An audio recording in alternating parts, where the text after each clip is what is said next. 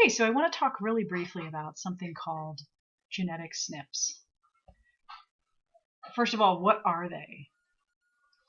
SNPs are basically mild genetic variations on one single piece of DNA. So a single nucleotide polymorphism is what SNP stands for.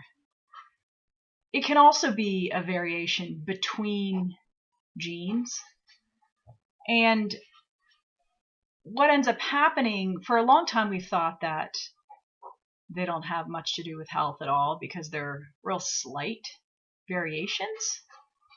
But let me give you an analogy. Okay, so in the liver, we all have what's called the cytochrome P450 system, which is this detox system where you clear various substances from the body.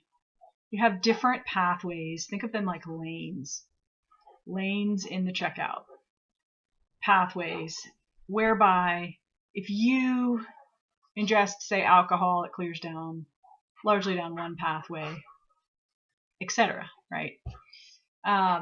Even, things like caffeine have pathways to clear down. A SNP may not seem like a huge deal, but the analogy would be if you've seen Zootopia and the person running your particular lane that has the SNP, let's say, on it. Let's pretend it's the sloth in the story of Zootopia, right? What happens?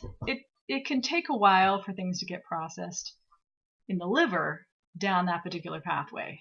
Do you still have the pathway? Well, yes, for all practical purposes. And so this is typically a mild variation that like I said, historically, we have not thought that this makes much of a difference. But oftentimes, a SNP will alter the way a gene actually functions. So it might not be the actual gene is affected, but it can turn it on and off. And therefore, you can have profound effects. Why is this relevant to this channel and to what we're talking about? Well, there are quite a few SNPs as regards PTSD and the HPA axis being under chronic stress and trauma. And some of those I'm going to cover in future videos, so stay tuned for that.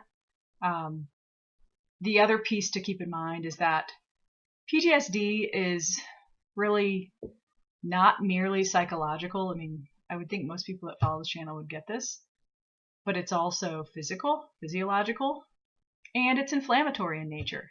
And so it can inflame both the mental, emotional, psychological picture, but it can also inflame the physiological side of things. So two sides to the same beast. Thanks for tuning in. I want to keep this short and relevant. Appreciate all your support. Adios.